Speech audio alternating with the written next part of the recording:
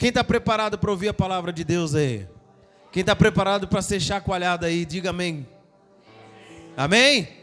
Glória a Deus. Pastor Diogo, aplauda Jesus, igreja.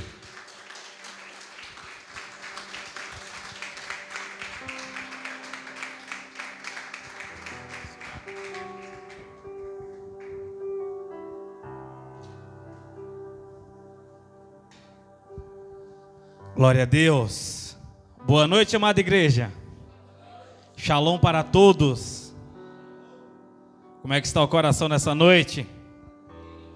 Vamos liberar aquilo que pertence a Deus. Adoração é dele. Nós precisamos tanto adorar Ele. Às vezes nós procuramos motivos para poder adorar Ele.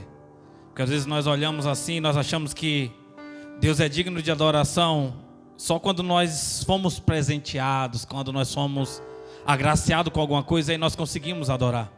Porque nos dias de tribulação é mais fácil nós pedirmos a Ele. E quando nós pedimos ao longo tempo e as coisas não acontecem, você não quer nem pedir nem adorar. Mas nós temos que entender que nós precisamos estabelecer uma mente de adorador. Porque a mente de adorador, ela não está presa naquilo que eu estou sentindo, não está presa às circunstâncias. O louvor pertence a Deus, eu vou adorá-lo. Eu vou glorificá-lo, eu vou amá-lo, eu vou dar as respostas corretas sempre, independente da fase que eu estou atravessando. Satanás, ele fica louco quando nós entendemos isso e nós damos essa devida glória a Deus. Nós o adoramos a todo tempo. Nós vamos para o nosso secreto e nós se jogamos aos pés dele para nós podermos honrá-lo, para nós podermos celebrá-lo. E nós precisamos ter essa mente, a mente e um coração de adorador. Ainda que a figueira não floresça, pode me lançar na cova. Se ele fizer, ele é Deus. Se ele não fizer, ele continua sendo Deus. Quando nós entendemos que não é sobre circunstância, quando nós entendemos que pode nos jogar em um tacho quente, pode nos colocar em uma ilha isolada, pode nos jogar no mar para nós naufragarmos, nós sempre vamos adorá-lo. Eu não sei hoje o que poderia acontecer que você abandonaria a adoração a Deus. Eu não sei se você tem em mente, se acontecesse isso, você desistiria de adorar Ele. Enquanto existir essa ideia que algo pode te parar, que algo pode fazer com que você não adore, você nunca foi filho. Você sempre está buscando uma negociação com Ele. Na verdade, sua vida pode estar toda desgraçada. Você está falando, olha, mas se isso aqui é a última miséria, se acontecer isso aqui, eu paro de adorar. Ou então talvez sua vida está bem e você estabelece, Deus, se isso acontecer, eu desisto de adorar. Enquanto existir a ideia de existir, você ainda não é filho, você ainda não nasceu de novo. E nós precisamos entender isso. Você tem que falar para você mesmo, nada me tira da presença dEle. Não existe nada mais importante. Nem demônios, nem feitiçaria, nem mortes e nem ressurreição. Nem a miséria, nem a riqueza. Nada me tira dos pés dele. Você tem que ministrar para você todo dia. E ministrar para os demônios que nos rodeiam. Que nada vai nos tirar. Nada nos separa. Nada. Uma pessoa um dia falou para mim, pastor, se eu perdesse um dia os meus pais, eu não adoraria, porque hoje eu dou muito orgulho para os meus pais enquanto eu adoro. Faz muito tempo que eu ouvi isso de uma pessoa. E hoje ele não está adorando e os pais estão vivos. Falei, você nunca foi filho, cara. Você está condicionando. Tem alguém aqui comigo? O que é que nós podemos fazer para mudar o nosso coração e criar um coração de servo, até Ele nos chamar de filho? Porque não é eu que digo que eu sou filho. Não é você que diz, eu sou seu filho, Jesus, não. Sou seu filho, Deus, não. Você diz, eu sou teu servo, até o momento que Ele diz assim, agora não vos chamo mais de servo, eu vos chamo de amigo. Até o dia que Ele vai falar assim, nem de amigo mais eu te chamo de filho. Deus ele estabelece fases, Ele estabelece princípios, Ele estabelece processos. E nós queremos atropelar processos porque nós estamos apaixonados por Ele em uma determinada área da nossa vida. Em uma determinada transição da nossa vida, nós ficamos tão apaixonados por Ele que nós falamos, não, é isso mesmo, é isso aí. Mas você não pode dizer que você amou se você não teve a oportunidade de traí-lo. E se você teve a oportunidade de trair, você traiu o Senhor. E se você se arrependeu, se você voltou de novo aos pés, você começa a entender. Porque a Bíblia diz: quem muito é perdoado, muito sabe amar.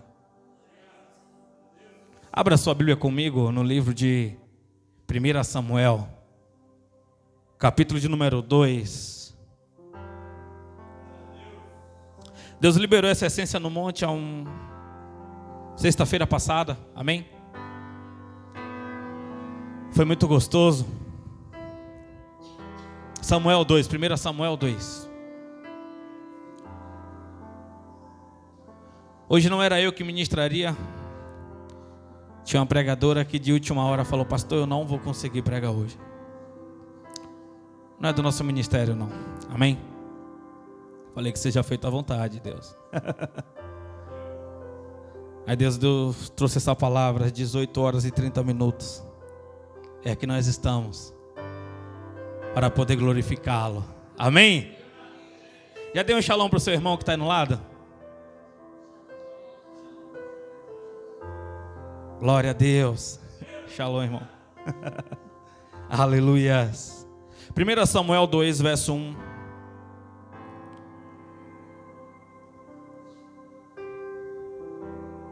Diz assim: então Ana proferiu essas palavras, essa oração: o meu coração exulta no Senhor, por causa do que Ele fez. Eu ando de cabeça erguida, a minha boca se encascara de rir dos meus inimigos, pois me alegro na tua salvação. Não há ninguém santo como o Senhor, não existe outro além de ti, não há rocha alguma como o nosso Deus.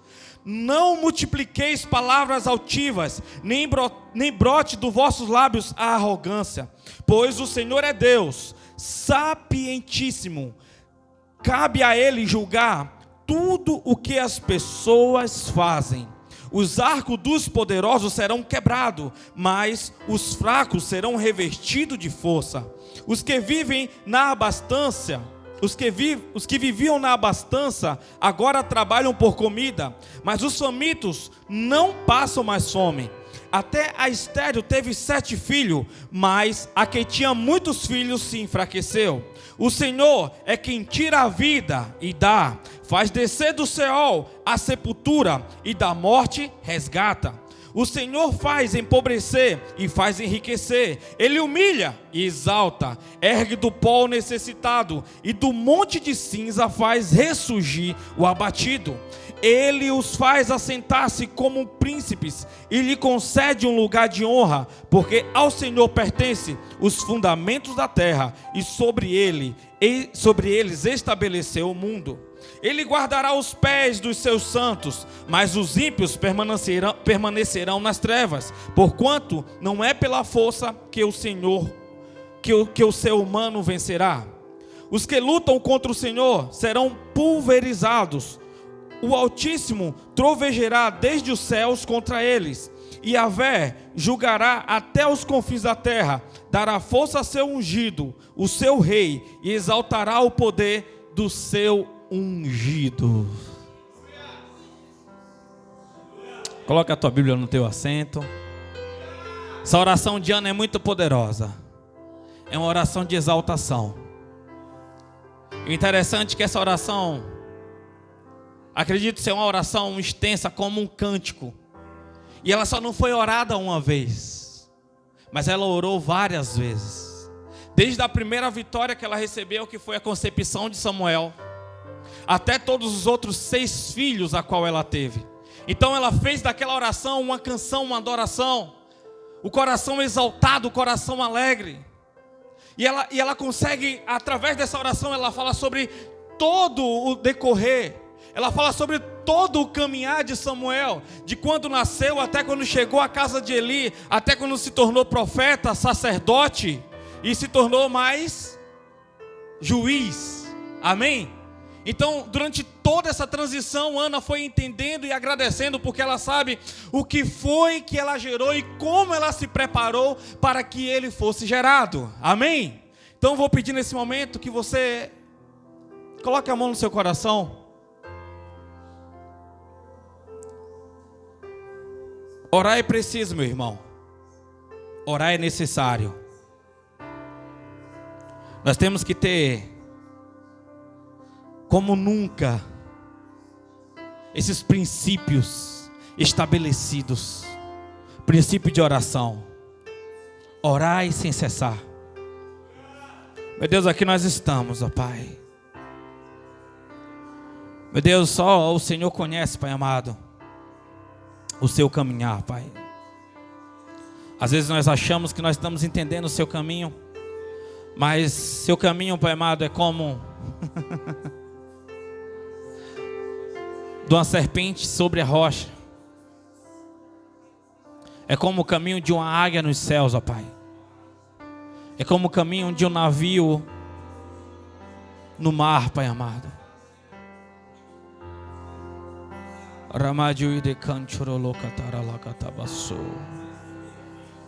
Pai amado, que a tua igreja venha aprender a suportar, Senhor, todas, Pai amado, as provações que o Senhor nos permite passar, Pai amado. Que nós venhamos ser aprovados e que o Senhor nos aprove, Pai. Que o Senhor seja glorificado, ó Pai. Que o Senhor seja louvado.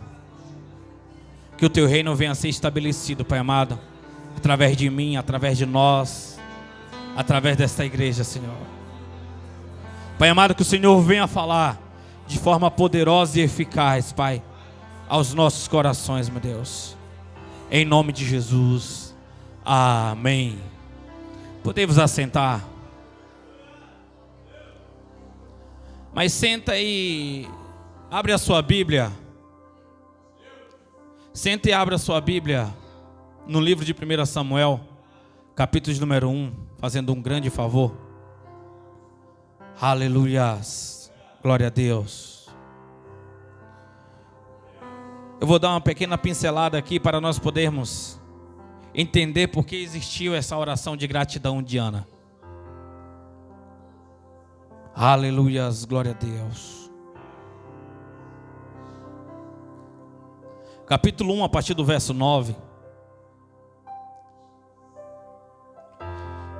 Quem não leu a Bíblia hoje, já apagou já, amém? 1 Samuel 1, verso 9 diz assim: certa ocasião em Silo, logo depois de haverem terminado de comer e beber, estando o sacerdote Eli sentado numa cadeira, junto a um dos pilares à entrada do santuário do Senhor, Ana se levantou, e com a alma profundamente sofrida, chorou muito e orou ao Senhor, e fez o seguinte voto: ó Senhor Todo-Poderoso, se queres dar atenção à humilhação da tua serva, e te lembrares de mim, e não te esqueceres da tua serva, mas lhe concederes um filho homem, então prometo que o dedicarei a ti, e a ver por todos os dias da sua vida, e o seu cabelo e a sua barba jamais serão cortados. Enquanto ela seguia em sua oração na presença do Senhor, Eli observava os movimentos da sua boca. Como Ana estava orando silenciosamente, seus lábios se mexiam, mas não se ouvia o som da sua boca. Então Eli imaginou que ela estivesse embriagada. E lhe respondeu: mulher, até quando andarás embriagada? Livra-te do teu costume de beber vinho.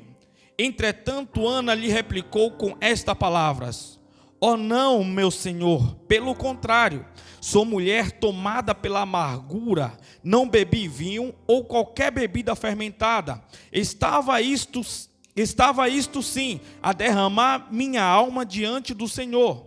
Não julgueis a tua serva como uma mulher filha de Belial. Estava orando daquele modo, e até agora, pois estou muito triste e desesperada. Então Eli lhe disse: vai-te na paz do Senhor, e que o Deus de Israel te conceda o pedido que lhe fizeste. Amém? A oração de Ana, antes dela ter uma oração de gratidão, houve-se um tempo muito longo, nós não sabemos qual, de uma oração de petição. oração de pedido. Eu não sei qual era o tipo de oração de Ana, eu não sei se ela buscou com os sacerdotes qual era a oração que Deus ouviu, que Deus ouvia. Eu não sei se ela perguntou às pessoas mais velhas, os anciões, eu não sei se ela perguntou a outras pessoas que contavam os milagres, contavam, olha, eu fui agraciado com Deus por isso, por aquilo. Eu não sei se Ana tinha uma curiosidade, porque Ana, ela tinha um grande desejo no coração dela, mas a oração de Ana começou no secreto. A oração de Ana não começou em público, a oração de Ana não começou com apenas um forte desejo, mas sim no secreto. Ela estabelecia, ela orava, eu não sei se ela fazia alguns tipos de jejum para que Deus a ouvisse, mas um dia ela resolveu atender o desejo de Deus. Eu gostaria de perguntar nessa noite, se tem alguém aqui que se importa com o que Deus deseja. Não é sobre o que nós desejamos, não é sobre o que nós queremos, mas é sobre o que Deus quer. O que Deus deseja, você pode perguntar isso para Ele e dizer, eu estou disposto para poder servi-lo no grau a qual o Senhor quer. Porque às vezes nós não queremos fazer aquilo a qual o Senhor Ele deseja. Nós queremos fazer as coisas a qual a religião, ela diz que a religião aprova. Se a religião aprova isso, aquilo e aquilo outro, então eu vou me encaixar nisso e naquilo outro, e eu vou dar essa resposta à religião. Só que só quem encaixa só a religião não dá resposta a Deus. Dá resposta a si mesmo e resposta a homens que muitas das vezes não estão sendo direcionados por Deus. Tem alguém aqui entendendo? Quando nós observamos Ana com todo esse desejo, com todo esse pedido, Ana estava passando por uma crise familiar. Elcana tinha outra esposa que era permitida naquela época. Ele era casado também com Penina, e Penina tinha filhos. E a ideia de Penina era afrontar Ana. A ideia de Penina era poder tirar a paz de Ana, mas nós não conseguimos enxergar Ana nesse nível de truculência, mas nós observamos ela desesperada. Nós observamos ela amargurada. Nós observamos ela entristecida. Porque a ideia de Satanás é te desestruturar. A ideia de Satanás é fazer com que você desista. A ideia de Satanás é fazer com que você pare. A ideia de Satanás é te afrontar. Satanás não quer que você morra. Porque se você também morrer, não tem mais utilidade para ele. Satanás, ele quer que você sofra. Satanás, ele quer que você padeça. No momento certo, ele vai querer que você seja ceifado. Quando houver uma oportunidade de arrependimento, quando houver uma oportunidade de transformação, ele vai fazer com que tudo se pare antes, para que você seja mais um perdido no meio da multidão. A Bíblia diz que Ana, ela estava vivendo em um tempo totalmente escasso. No capítulo 3 de 1 Samuel, a Bíblia diz que as profecias eram raras, os milagres eram raros. A casa de Eli era estabelecida por filhos, que eram chamados filhos de Belial. Eram pessoas que estavam perdidas e pervertidas, porque conseguiam manusear, conseguiam estabelecer o que a religião pedia. Mas eles viraram as costas para Deus. O importante era continuar tocando o templo, o importante era continuar fazendo aquilo que as pessoas estavam acostumadas a ir, a fazer, a participar apenas do culto religioso. Mas não tinha mais o movimentar da presença no Santo dos Santos. Não tinha mais profecias, não tinha mais milagres. Eli agora estava cansado. Eli agora andava, às vezes, se embriagando. Eli estava desfalecido na sua fé. Eu não sei o que foi que motivou o coração de Eli a ele chegar a esse tempo de degradação, a ele chegar a esse tempo de morte, a ele chegar a esse tempo de insatisfação. Ele foi chamado para ser um sacerdote, então ele continuou na religião, mas ele não continuava dando respostas a Deus.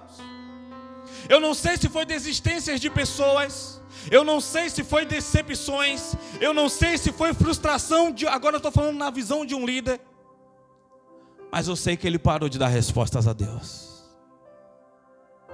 Eu sei que o cansaço pegou, destroçou. Ele agora não tinha mais aquele calor, aquela paixão. Ele agora não tinha mais aquele brilho. Tudo que ele tinha era um cansaço. Tudo que ele tinha agora eram os ombros pesados. Tudo que ele tinha agora era um peso sobre ele, a qual era o sentimento de rejeição de Deus. Porque vai chegando um tempo da sua vida que Deus ele manda o Espírito dele para poder te convencer do pecado, da justiça e do juízo. Quem está com Deus, os primeiros pecados são apavoradores. Eles são um terror. Quem peca, quem anda com Deus, quem está inclinado para o Espírito de Deus, os primeiros pecados, ele fica destruído, ele quer se arrepender, ele quer melhorar, ele quer consertar a vida dele. Mas vai existir um dia que vai tendo a cauterização. Porque a religião, ela se movimenta parecido com o reino, mas ela não tem o poder do reino. Ela tem a ilusão do reino, mas não tem a alegria do reino.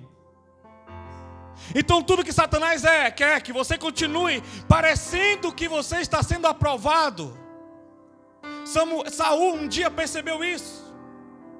Deus rejeitou, ele falou: não, Saul, eu preciso continuar sendo aprovado pelo povo. Por favor, venha comigo em público, para que o povo pense que ainda Deus está me aprovando. E nós precisamos entender isso. Às vezes pessoas pecam e começam a pular dentro do culto para saber se Deus ainda está com ela.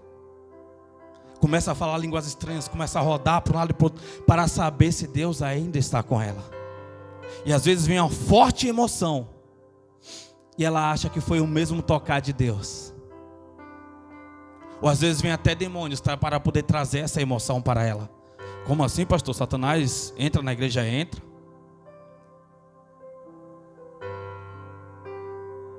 Claro que entra. Como diz Luiz Hermínio, às vezes entra, dizima e quando não prega. Tem alguém entendendo? Tem alguém aqui comigo? Mas é sobre quem você é. É sobre o que o reino ele pede de você. É sobre a sua satisfação. Ninguém pode tirar isso de você. Pessoas podem te caluniar, podem te difamar, podem se entristecer, podem se frustrar, mas não rouba a alegria que você tem no secreto. Eu falo alegria de você ouvir Jesus falando, não porque você está lá gritando igual um louco, cantando e chorando. Ai, Jesus está com... Não, Jesus tem que falar com você. Ele tem que falar com você. Se ele não falar, não tem secreto. Tem mais um lugar religioso separado. Você só trocou o ambiente religioso com várias pessoas para um lugar chamado quarto. Tem alguém aqui comigo? Ana, ela estava passando essa crise. Ela estava passando essa situação e ela orava. Até o dia que ela está tão triste. Ela não come, ela não bebe naquele dia. E Elcana chega para ela e fala bem assim: será, porventura, que eu não sou melhor do que X maridos? Como ela era a esposa amada, ele tentava dar os melhores presentes, ele tentava sempre agradá-la, mas tudo o que ela queria era poder gerar um filho. E aquilo ali deixou ela muito triste. Muito triste. Muito triste. Pessoas a qual ela olhava assim, e tudo que ela tinha era um olhar profundo de tristeza.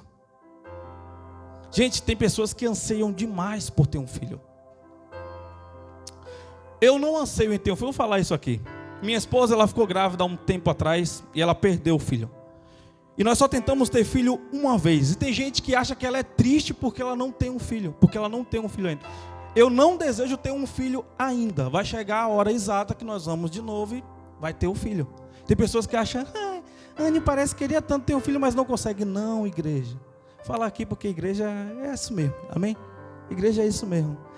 Tem gente que fala, Ana, não, ela não tem problema para poder gerar um filho. A gente tentou uma vez e ela estava fazendo um tratamento de estômago, certo? E acabou afetando, ela perdeu o feto com cerca de 3 meses. E tem gente que fala, puxa, só... Não, então voltando aqui. Amém, igreja? Aleluias, glória a Deus. Então, nós observamos que Ana, ela estava passando essa transição. Ana, ela estava com todo esse desejo, mas de repente, ela falou bem assim: eu estou tentando há tanto tempo, estou desejando há tanto tempo ter um filho, eu estou pedindo errado. Venham soprar, você está pedindo errado. Ela falou: eu preciso de um filho, mas muito mais do que um filho, a nossa nação precisa de um profeta. A nossa nação precisa de um juiz. A nossa nação precisa de um sacerdote. E ela se retira, ela começa a orar no secreto, ela começa apenas a falar em espírito, oração em espírito, ela apenas começa a mexer os lábios. Só que um profeta cansado, desanimado, só enxerga problema, não entende que está em conexão direta. E ele chega aí e ele questiona ela. Ele chega e a julga, diz: ei, até quando você vai continuar com bebedeira? Quando é que você vai parar de encher a cara e vir para o templo? Deus não vai te ouvir assim. Só que alguém com o Espírito de Deus, ele respeita a autoridade que foi estabelecida. Ela tinha 1001 motivos para poder responder à altura, só que ela chama ele de meu Senhor. É a mesma que quando ela ora 3 vezes, ela fala meu Senhor. Ela ora, vamos lá.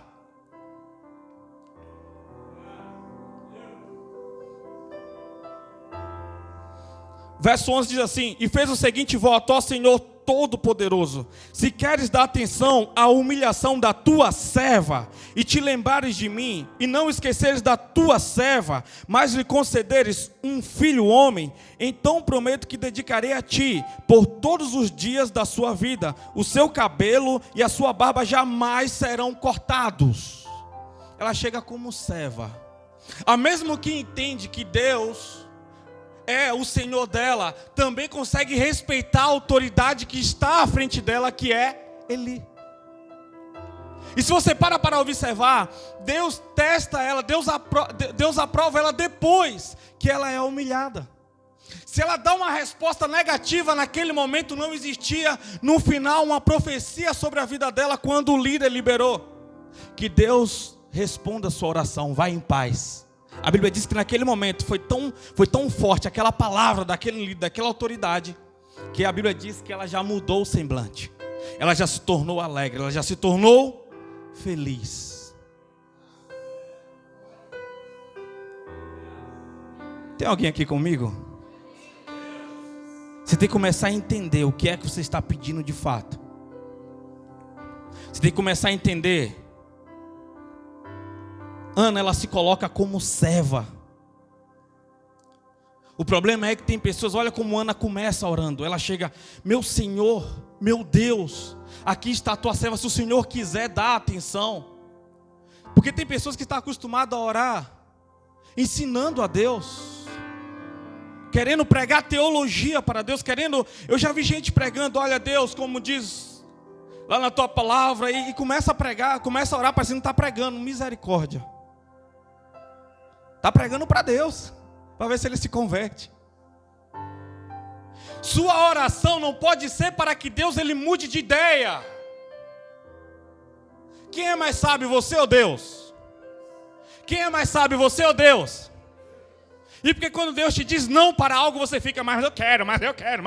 Não é Deus que não está dando. Você tem que entender que Deus está te preparando. Ou aquilo que você está pedindo não serve para o tempo que você está pedindo, ou não vai servir para o que você quer fazer com o que você quer receber. Você tem que entender isso.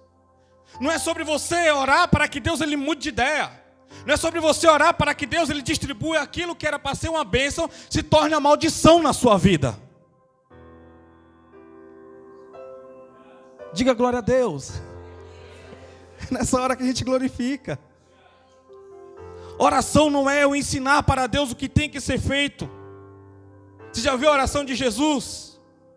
Pai nosso que está no céu, ele não começa grande. Quando ele falou, quando orares, vai para o seu secreto, ele começa: Pai nosso que está no céu. Ele não começa grandiosíssimo, soberano, mega power saiyajin 5. Não, porque tem gente que vai e começa a colocar. Ele começa, Pai nosso que está no céu. Ele pede o básico, nos dá o pão de cada dia. É o simples, é o básico. É orar, é estar conectado nesse nível, nessa dimensão. Orar de acordo com a vontade de Deus. A oração verdadeira, ela tem que ter humildade. Tem que entender que a vontade que tem que ser estabelecida é a vontade de Deus. Jesus no Getsêmani, o que é que ele ora? Que seja feita a tua vontade, não a minha. Jesus, sendo Deus, se esvaziou da sua deidade, veio como homem. Então naquele momento ele estava orando como homem. Que não seja feita a minha vontade, mas a tua. Você tem coragem de falar: Senhor, que seja feita a tua vontade? Estabeleça a tua vontade sobre mim. Isso é poderoso demais, igreja. Como é gostoso você poder orar nessa dimensão. Como é bom você confiar em Deus. Como é bom você saber que Ele já te perdoou. Como é bom você saber que Ele te ama. Como é bom você saber que tem um relacionamento. Como é bom você saber que é gostoso ser amado e amá-lo. Porque quem foi perdoado não tem medo de orar com verdade. Quem não foi perdoado porque não se arrependeu, ele ora com medo, só pedindo misericórdia, mas ele não quer a transformação de vida. E a oração, ela tem que ser verdadeira. Do mesmo jeito que você ora ajoelhado, você tem que ser a pessoa que você está de pé. Porque tem gente que ora como o santo, ajoelha como o santo, como o príncipe, mas se levanta como o capiroto. Peca mais que o diabo. Já pede Deus, me perdoe pelo pecado de hoje, de à tarde, de manhã, da noite. Faz a escala já. Não, do mesmo jeito que você está, a simplicidade que você está ajoelhado, você tem que levantar, é a humildade. É você entender os princípios fundamentais. É você entender qual é a necessidade de Deus hoje. Homens e mulheres santos. Qual é a necessidade de Deus hoje nessa terra? Homens e mulheres santos, remidos, lavados e nascidos de novo, para poder dar testemunho. Porque quem é nascido de novo não manda, a Bíblia diz que não manda na prática do pecado. Ele foi lavado, ele foi remido. Ele foi remido, Jesus, Cristo em nós, a esperança da glória. É viver vida em santidade. Ela olhou a necessidade de Deus.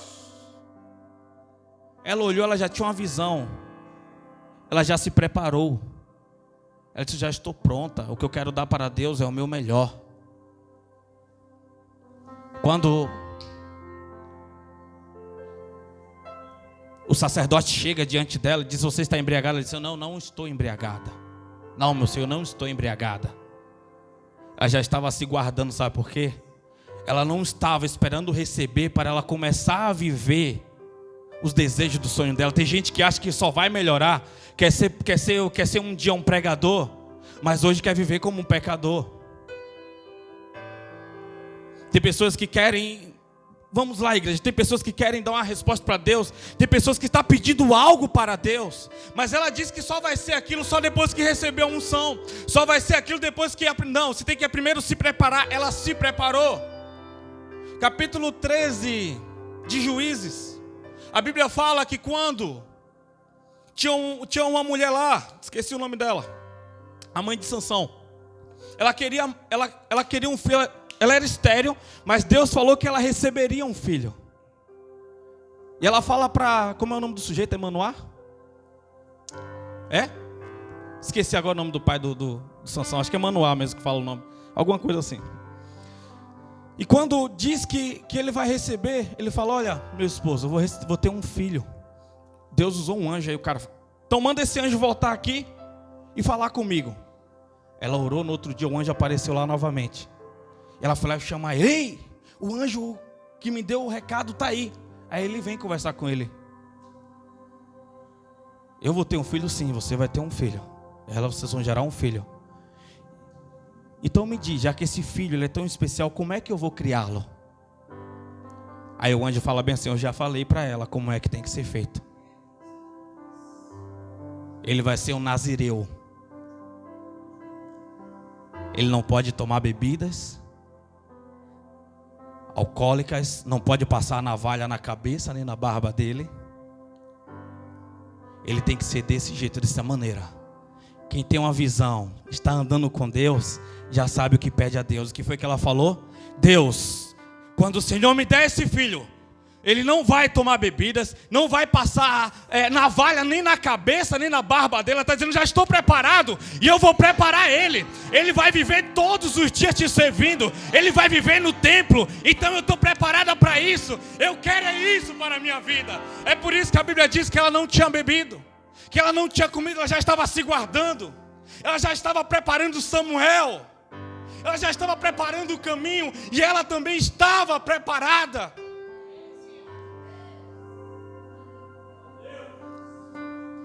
Uma pessoa me perguntou uns dias atrás, pastor, como é que você consegue pregar assim? Tem uma facilidade em gravar versículo? Eu falei, não, meu filho, tem não. O único versículo que eu me lembrava era, posso todas as coisas naquele que me fortalece, porque eu tinha uma camisa com um coelhinho segurando quando eu era criança e eu memorizei esse versículo. Minha mãe me obrigava a ler o Salmo 91 todo dia antes de dormir, eu nunca gravava um versículo daquele texto. Mas teve um dia que eu nasci de novo, eu dediquei 3 anos da minha vida estudando de manhã, tarde e noite. Sábado à tarde, enquanto a maioria de vocês estavam aqui assistindo uma série ou descansando, passei todos os sábados durante 3 anos com a cara enterrada em um livro, na Bíblia, orando. Todos os 3 anos acordando entre 4 e 5 da manhã, às vezes antes, lendo a Bíblia e orando. Estava se preparando para isso. Estava se preparando. E aí, pastor, só foi 3 anos? Não. Ainda leio a Bíblia 2 vezes por ano, às vezes mais. Ainda leio bastante livros. Quantas vezes eu estou cansadão e tenho que chegar em casa, tenho meus princípios e dá 1h30 da manhã, 2 horas. Eu estou lá lendo, esperando dar meu horário para eu entrar no quarto. Estou lá no escritório e dá o horário e eu continuo lá. Preciso começar a orar agora. Quantas vezes? E acordar de manhã para poder estudar algo secular, às vezes. As pessoas falam, não, mas como assim para ele é mais fácil? Não, é se preparar e continuar se preparando, porque o que não cresce está morrendo. Tudo que não está crescendo está morrendo. Se eu parar, não, porque um dia eu já estudei, hoje eu não preciso estudar mais. Não, não existe isso. É dedicação. É querer. Quando alguém falar hoje para você 18h30, você preparar uma pregação, e está aqui 18h50 ensaiando com a igreja, para poder estar liberando esse maná agora. Se prepare. Não espere chegar o dia para você viver os seus sonhos. Acredite nos sonhos que Deus colocou no seu coração. Então viva aquilo, viva como se há uma verdade para você. Viva como esse dia já está pronto e preparado. Se estabeleça. Tem pessoas que dizem, ai meu Deus, eu quero uma esposa, mas qualquer mulher serve para ele. Ai Deus, eu quero um homem que seja assim, mas qualquer homem serve para ela. Só porque da carência, só... Não, você não está se preparando, nem está esperando de Deus. Como diz o outro, mentiroso. Ai não, mas eu quero alguém assim, assim, assim. Aí a primeira que aparece vai lá e... Meu Deus, mas que miséria. Igreja, você já observou? A igreja no Brasil hoje, ela é constituída, a maioria delas, por mulheres, orando por homem para que eles se convertam. E a maioria já veio de uma família, já veio de uma mãe que sofreu na mão de alguém.